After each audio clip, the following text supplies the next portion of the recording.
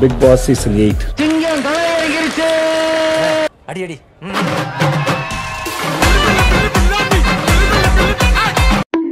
நான் இந்த ஷோ எப்படி பண்ண போறேன், என்ன பண்ண போறேன் அப்படின்னு நிறைய யோசிச்சு பார்த்தோம். ரூம்லாம் போட்டு பிளான் பண்ணி பார்த்தோம். எதுவும் ஒர்க் அவுட் ஆகல.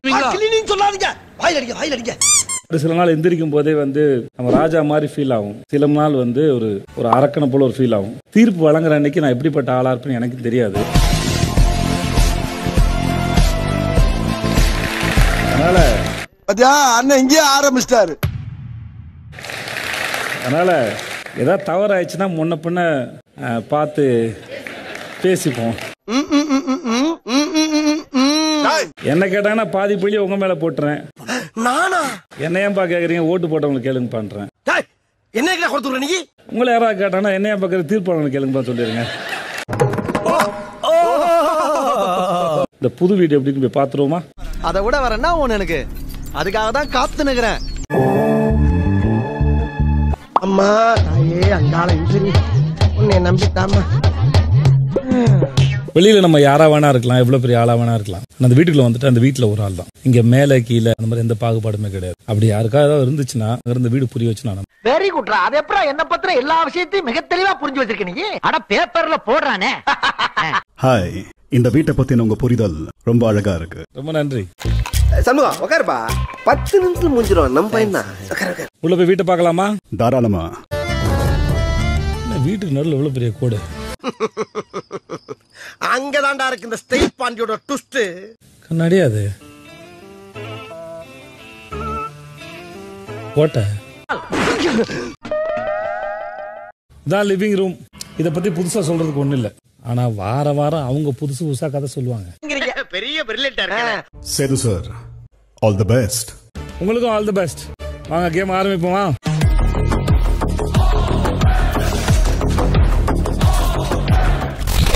எப்படி இருக்கீங்க? நல்லா இருக்கா சார். சார் நீங்க பிக் பாஸ் நிறைய ரிவ்யூ பண்ணுவீங்களா சார்? கரெக்டா கட்டுட்டா. எத்தனை வருஷமா சார்? 7 சீசனா சார். நல்ல வருமானம் கேள்விப்பட்டேன். அப்படியே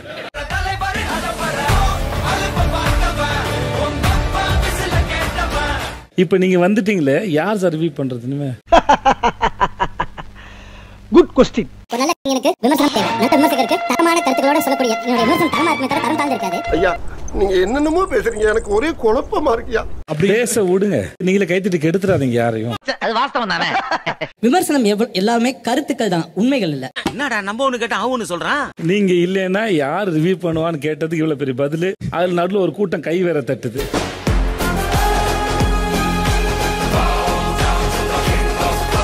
ஏழு சீசனா நான் அந்த மொத்த கண்டஸ்டன்ட் என்னென்ன விமர்சனம் பண்ணேன். போடா நீ உள்ள.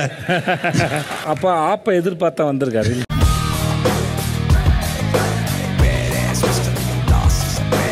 இப்பதான் எலிஜிபிள் கண்டஸ்டன்ட் வந்திருக்கேன். ஓடவும் முடியாது, ஒளியவும் முடியாது. பண்ணு பண்ணு.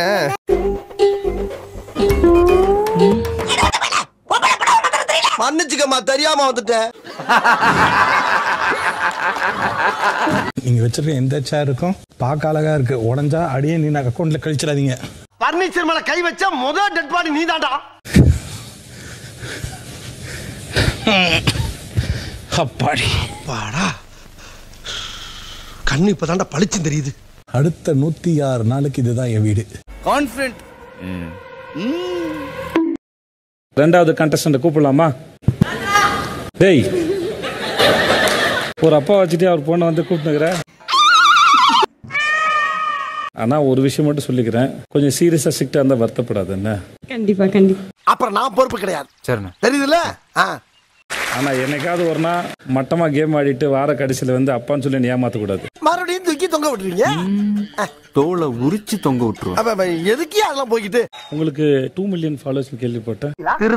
2.3 மில்லியன் சார். அப்படியாங்க? நீங்களே பெரிய செலிபிரிட்டியா இருப்பீங்க போல இருக்கு. இல்ல சார், இப்பதான் ஆக கொஞ்சம் கொஞ்சமா ட்ரை பண்ணிட்டு இருக்கேன் சார்.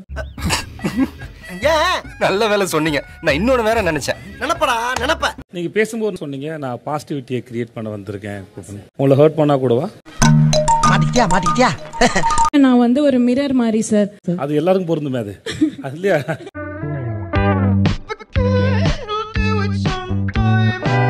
உங்களுடைய அடுத்த கண்டஸ்டன்ட் யாருன்னு பார்த்தலாமா? இப்ப நான் அவனை சுட போறேன். சில சமயம் ரொம்ப ஹார்டாவும் பிஹேவ் பண்ண வேண்டியது. அப்ப நீங்க யாரும் தெரிஞ்சிடும், பரவாயில்லையா? I don't care. நான் மட்டுமல்ல, நீங்கள் ஒவ்வொருவரும் ஐ டோன்ட் கேர் என்று சொல்லி நகர வேண்டும். நான் ஒரு ஃப்ளோல போலான்னு இருக்கேன். எல்லாரும் go with the flow, go with the flow. அப்ப நான் எதுக்கு தான் இங்க?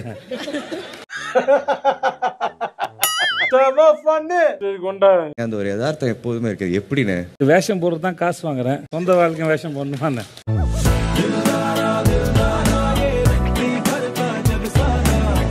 நான் இப்போ ரொம்ப அன்பா பேசுறேன். இப்படி அன்பா இருப்பேன் மட்டும் எதிர்பார்க்க முடியாது.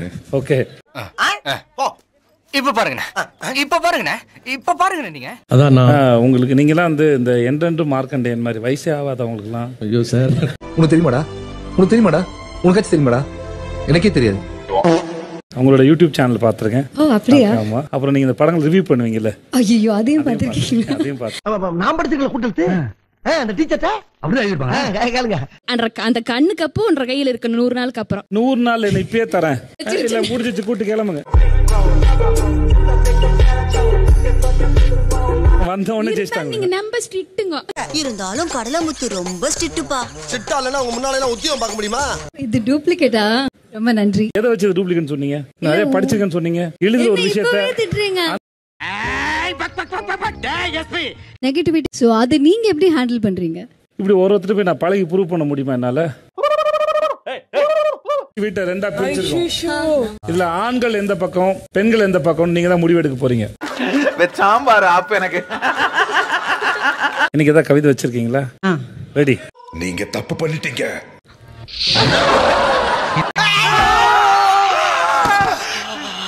காவு எப்பவுமே கொடுப்பாங்க பால். என் மனசுக்கு நீங்க தான் என் ஆளு.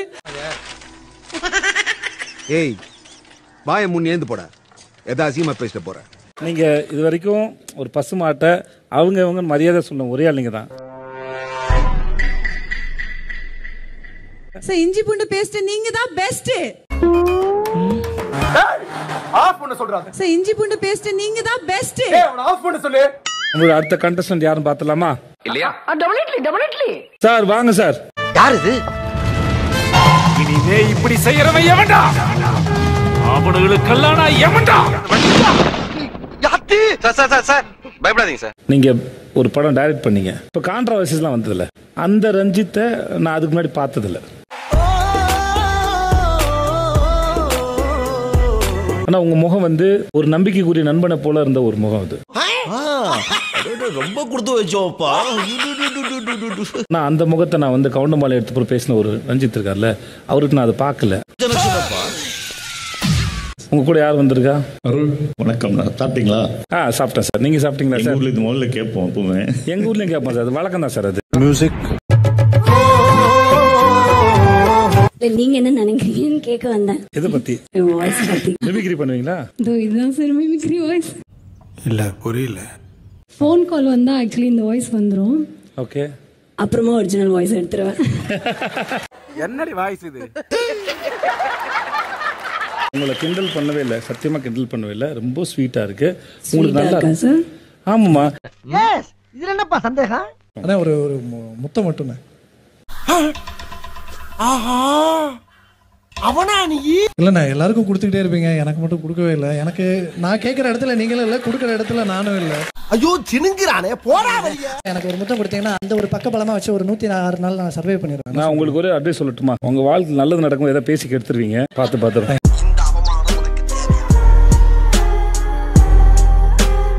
இந்த வீடியோ பிடித்து இருந்தால் சேனலை சப்ஸ்கிரைப் செய்யவும், ஏதாவது குறைகள் இருந்தால் கமெண்டில் போடவும், அப்புறம் மறக்காமலை போட்டுடுங்க. வரட்டாமாம் வீடுறே. Hey guys, this is your editor. Video பிடிச்சிருக்குன்னு நினைக்கிறேன். ஸோ பிடிச்சிருந்தா ஒரு லைக் பண்ணிடுங்க. அண்ட் கமெண்ட் செக்ஷனில் ஒரு ஹார்ட்டிங் அல்லது ஒரு ஸ்மைல் தெரிக்க விடுங்க பார்ப்போம்.